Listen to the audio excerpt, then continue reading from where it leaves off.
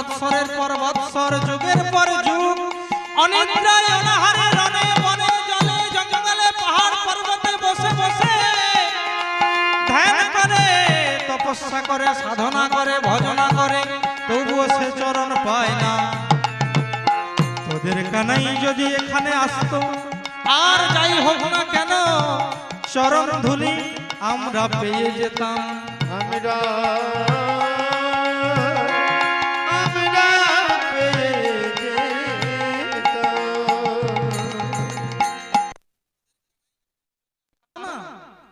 আমাদের বৃক্ষ জনম ধন্য হয়ে যেত, সার্থক হয়ে যেত। হরি বল, হরি বল। কিন্তু আসেনি। এইবারে শ্রীরাম চলে গেলেন কার কাছে? আবার যশোমতীর ভবনের কাছে। সম্মুখে গিয়ে দাঁড়িয়েছে, দাঁড়িয়ে কানাই কানাই বলে ডাকছে, আর নয়নের জল জলে ভাসতে ভাসতে বলছে, ওরে কানাই, সত্য কি তুই গোচারণে যাবি না? ওরে কানাই, ওরে কানাই, বনদাবনে আর বিষ জলে প্রাণদান দিলে তুমি। এই তো সেদিনের কথা কানাই,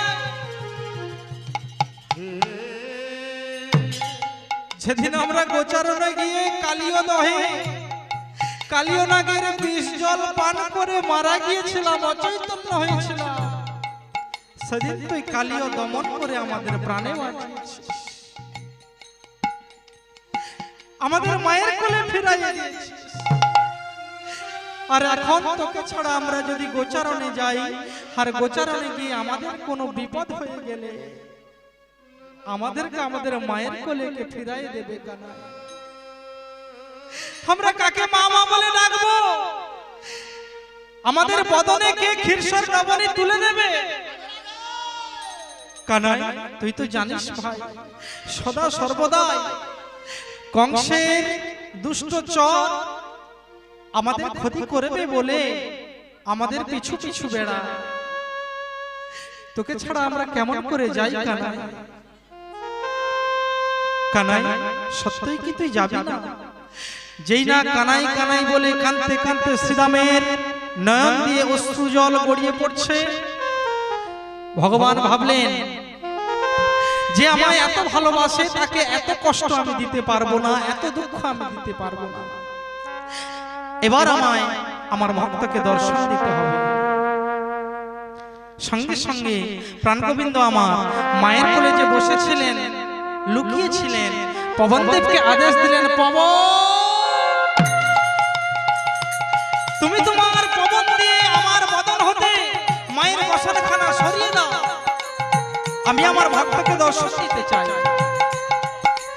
এইবারে পবন পবন দিচ্ছে, আদেশ পাইয়া পবন পবন সঞ্চারিল সঞ্চারিল পবনের পবনে গোপালের বদন হইতে হইতে মায়ের বসন সরিয়া গেল।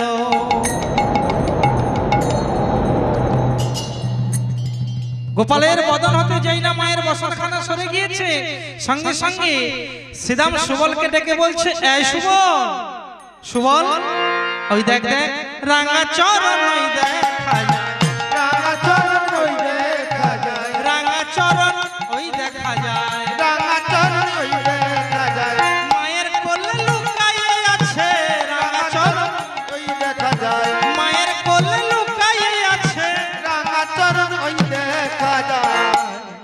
এখানাই, আরে আমরা তোকে এত সময় ধরে সব জায়গায় তোর সন্ধান করে করে বেড়াচ্ছি, আর তুই কিনা তোর মায়ের কোলে বসে রইলি ভাই।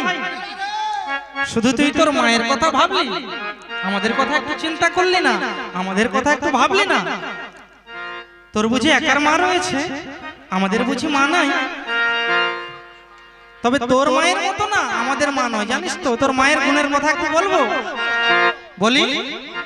জানি রে তোর মায়ের গুণ কত ভালোবাসে, সামান্য নবনীর তরে বেঁধেছিল গাছে। জানি রে তোর মায়ের গুণ কতই ভালোবাসে, সামান্য নবনীর তরে বেঁধেছিল গাছে।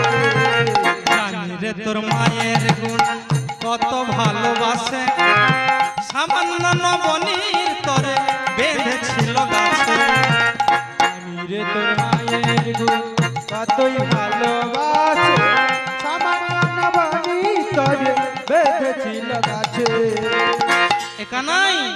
গাছে বাঁধা মা কারবাই আছে, গাছে বাঁধা মা কারবাই আছে, গাছে বাঁধা মা কারবাই আছে, গাছে বাঁধা মা কারবাই আছে। বল রে কানাই আমাদের কাছে গাছে বাঁধা মা কারবাই আছে। বল না কানাই আমার কাছে গাছে বাঁধা মা কারবাই আছে। এ কানাই, তোর সেদিনের কথা মনে নেই? আমাদের মা কি করে জানিস তো? আমরা গোচারণ থেকে ফিরে আসবার পরে আমাদের বদন হতে ধুলোবালি ঝেড়ে ফেলে আমরা কি সেবা নেব সেদিকটা আগে লক্ষ্য করে। আর তোর মা, তুই একদিন নবনী চুরি করে খেয়েছিলি বলে তোর মা তোকে জমল অর্জুন বৃক্ষে বেঁধে রেখেছিল না? আর সেই দিন ঘটনাটা কি ঘটেছিল বলতো? কি ঘটেছিল বলতো ভাই? জমল অর্জুন সেদিন চেপেছিল গা, জমল অর্জুন সেদিন চেপেছিল গা, জমল অর্জুন সেদিন চেপেছিল গা। জমল অর্জুন সেদিন চেপেছিল গা। সেদিন তোর মানন্দ রানী, সেদিন তোর মানন্দ রানী ছিল বা কোথায় কানাই, ছিল বা কোথায়? সেদিন তোর আনন্দ রানী, সেদিন তোর আনন্দ রানী ছিল বা কোথায়, ছিল বা কোথায়। সেদিন তোর মা কোথায় ছিল, সেদিন তোর মা কোথায় ছিল, সেদিন তোর মা কোথায় ছিল? সেদিন তোর মা কোথায় ছিল। বল রে কানাই আমাদের কাছে সেদিন তোর মা কোথায় ছিল? বল রে কানাই আমার কাছে সেদিন তোর মা কোথায় ছিল। এ কানাই, সেদিন তো আমরা না হলে তুই তো জমল অর্জুন বৃক্ষ চাপা পড়েই মারা যেতিস। আমরা সমস্ত সখাগণ ছিলাম বলে তোকে বাঁচিয়ে এনেছি। আর আমাদের কথা তুই একটু ভাবলি না, তোর মায়ের কোলে বসে রইলি। এইবারে কানাই আমার চাতুরি করছে, মিথ্যে কথা বলছে। এ সখা সিদাম, আমি কি করব বল? এই দেখ না, আমি তো চূড়ো ধরা পরেই বসে রয়েছি গোচারণে যাব বলে, কিন্তু আমার মা তো আমায় যেতে দিচ্ছে না। এক কাজ কর না, আমি তোদের সঙ্গে এক্ষুনি চলে যাব। আমার মায়ের কাছ থেকে একটু অনুমতিটা নিয়ে নে, আমার মায়ের কাছ থেকে একটু অনুমতিটা নিয়ে নে। তাহলে মা এখানে কি বলছে? একটু আগে কানাই বলেছিলেন মা আমি গোচারণে যাব না, সখাগণ এসেছে। এইবারে বলছে সখাগণ আমায় মা যেতে দিচ্ছে না। তাহলে মাকে অপরাধী বানিয়ে দিচ্ছে না? ওর জন্য শাস্ত্রে বলেছে কুসন্তান যদ্যপি হয় কুমাতা কুপিতা কভূতন। মাকে অপরাধী বানিয়ে দিল, বলছে সখাগণ মায়ের কাছ থেকে একটু অনুমতিটা নিয়ে নে, আমি তোদের সঙ্গে এক্ষুনি গোচারণে চলে যাব। মাকে অপরাধী বানিয়ে দিল। সখাগণ বলছে মা গগনে অধিক বেলা, তোমার কানাইকে এবার বিদায় দাও, গোচারণের সময় বয়ে যায়, বিদায় দাও। কাল থেকে ধবলি শ্যামলি তৃণজল কিছুই সেবা করেনি, তোমার গোপাল যদি তাদেরকে সেবা না দেয় তারা সেবা করে না। যেই এই কথা বলেছে, যেই এই কথা বলেছে মাতা যশোমতী এইবারে কানাইকে বিদায় দিচ্ছে। বিদায় দেওয়ার পূর্বে মাতা যশোমতী তার কানাইকে একটু ভালো করে সাজিয়ে দিচ্ছে, কেননা সারাদিনের মতো গোচারণে চলে যাবে, আবার সেই সন্ধ্যা বেলায় ফিরে আসবেন তো, রাজার ছেলে তো, তাই একটু ভালো করে সাজিয়ে দিচ্ছে। কেমন ভাবে? ওগো নন্দ রানী কৌতূহলে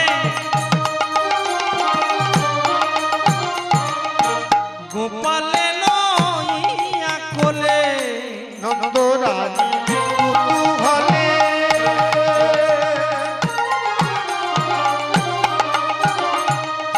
গোপালে রাইয়া কোলে, নন্দ রানী কৌতূহলে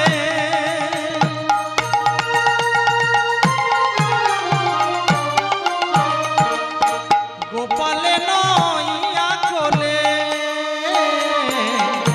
নন্দ রানী কুতূহলে গোপালে রাইয়া কোলে,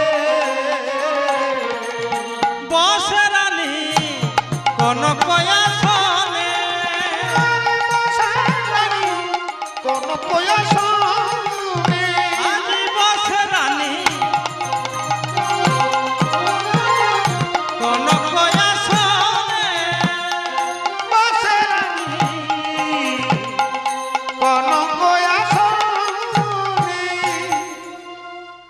যশোমতী কনক আসন তৈরি করে গোপালকে কোলে নিয়ে বসেছেন। এইবারে সাজাচ্ছে অলকাতে সারি সারি আয়ং কুতার ছুরি আলোকাতে সারি সারি তাহে মুখ তারো ঝুরি অলকাতে সারি সারি তাহে মুখ তার ছুরি আলোকাতে সারি সারি তাহে মুখ তারো ঝুরি শোভায়তী কহনে না যায় সভায়তী কহনে না যায় গো শোভায়তী কহনে না যায়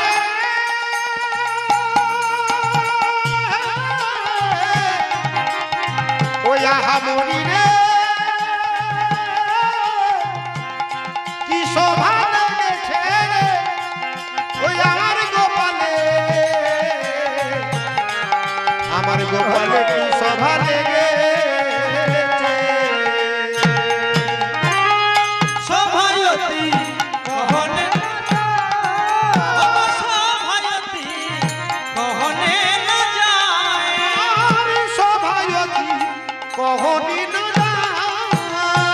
মনের মতো সাজাইছে মনের মতো সাজাইছে, মনের মতো সাজাইছে মনের মতো আজ সাজাইছে, প্রাণের গোপাল কোলে পেয়ে মনের মতো সাজাইছে, আজ প্রাণের গোপাল কোলে পেয়ে মনের মতো আজ সাজাইছে, প্রাণের গোপাল কোলে পেয়ে মনের মতো সাজাইছে, প্রাণের গোপাল কোলে পেয়ে মনের মতো সাজাইছে, যশোমতী মায়ামা মনের মতো সাজাইছে, আজ যশোমতী মায়ামা মনের মতো সাজাইছে, যশোমতী মায়ামা মনের মতো সাজাইছে, আজ প্রেমানন্দে হরি বল বলে তাই বলে প্রেমানন্দে হরি বল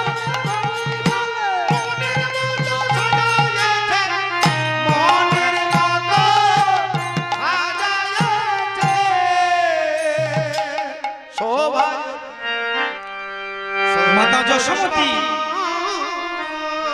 তার গোপালকে আনন্দ করে নিজের মতো করে ভালো করে সাজিয়েছেন।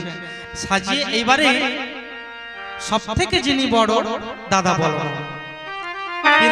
তেনার হাতে কানাইকে সমর্পণ করে দিচ্ছে আর বলছে কি ধরো ধরো রাম মোর ঘন শ্যাম ও দুটি নয়ন তারা যমুনা কিনারে তাহার গভীরে আমার বাছারে না যেন করো হারা। ধরো ধরো রাম মোর ঘন শ্যাম ও দুটি নয়ন তারা যমুনা কিনারে তাহার গভীরে আমার বাছারে না যেন করো হারা। বলরামের হাতে কানাইকে সঁপে দিয়েছে, কানাইকে সমর্পণ করেছে। এইবারে সমস্ত সখারা মিলে কানাইকে সঙ্গে নয়ে নবলক্ষ ধনুর পাল নিয়েছে, ছেড়ে দিয়েছে নবলক্ষ ধনুর পাল। সম্মুখে ছুটতে ছুটতে চলেছে নবলক্ষ ধনুর পাল, আর ধেনুপালের পশ্চাতে পশ্চাতে সমস্ত সখারা মিলে ছুটে ছুটে চলেছে। কেমন ভাবে চলেছেন? ছোটি ছোটি গাইয়া ছোটি ছোটি পিছনে চলে মেরো মদন গোপাল ছোটি গাইয়া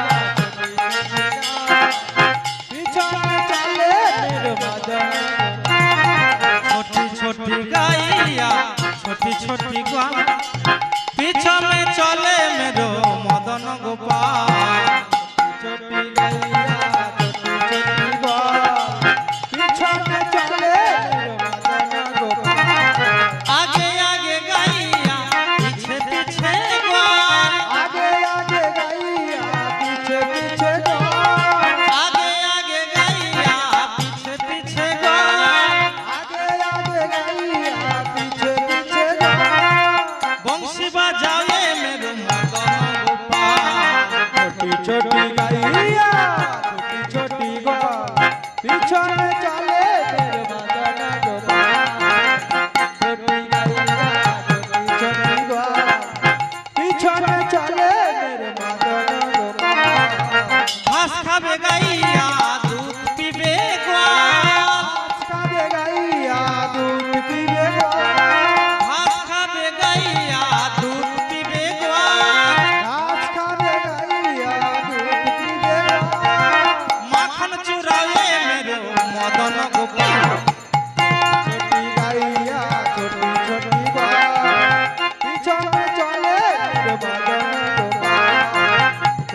ছোটি গাইয়া ছোটি ছোটি গায় পিছনে চলে মেরে বাজানো দোকান।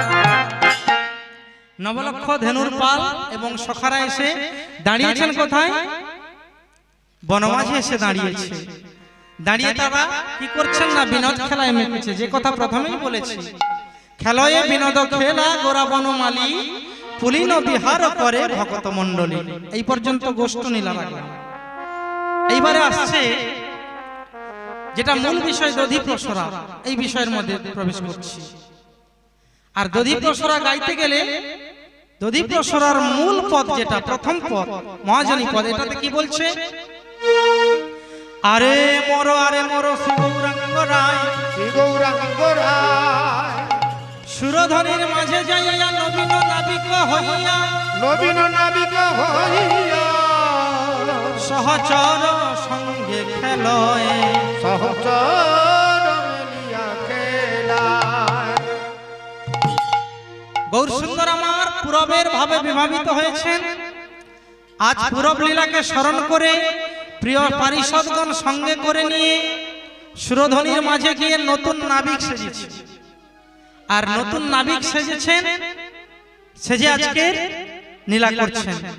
তা কোন কোন সহচর? মহাজন বলছে, প্রিয় গদাধর সঙ্গে পূরবর সবরঙ্গে, প্রিয় গদাধর সঙ্গে পূরবর সবরঙ্গে, নৌকায় বসিয়া করে কেলি গো, নৌকায় বসিয়া করে কেলি,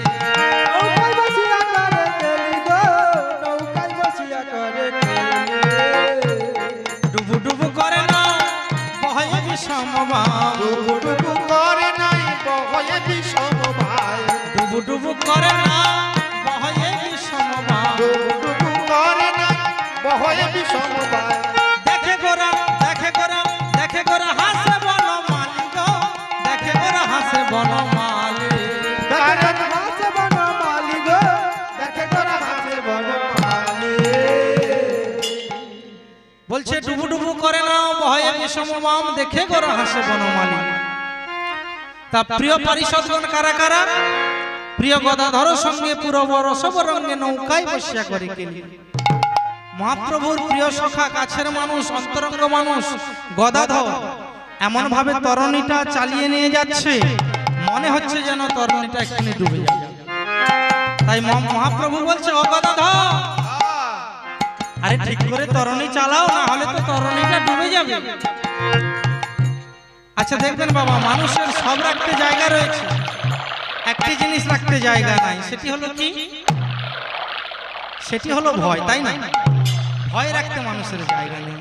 তা গদাধর এমন ভাবে তরণী চালাচ্ছে, মনে হচ্ছে তরণীটা ডুবে যাবে। তাই তরণীর মধ্যে যারা যারা বসেছিলেন তারা ভয়ে কি করেছে? কেহ করে উত্তরণ ঘন ঘন হরি,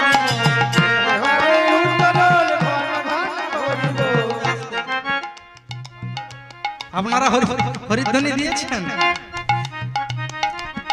দেখুন মহাপ্রভু আজকের তরণী নতুন নাবিক সেজেছেন, প্রিয় সখা গদাধরকে তরণী চালানোর দায়িত্ব দিয়েছেন। এমন ভাবে চালাচ্ছেন তরণী মনে হচ্ছে ডুবে যাবে। সেই ভয়ে তারা যারা যারা ছিল তরণীর মধ্যে সবাই কিন্তু হরিধ্বনি দিয়েছেন। আপনারা হরিধ্বনি দিয়েছেন? সবাই মিলে বলবেন, কেহ করে উত্তরল ঘন ঘন হরি বল, হৃদয় কেহ করে উত্তরল ঘন ঘন হরি বল, দুকুলে দুকুলে দুকুলে নদী আর লোক দেখে গো, দুকুলে নদী আর লোক দেখে, দুকুল নদী আর লোক দেখে গো, দুকুল নদী আর লোক দেখে।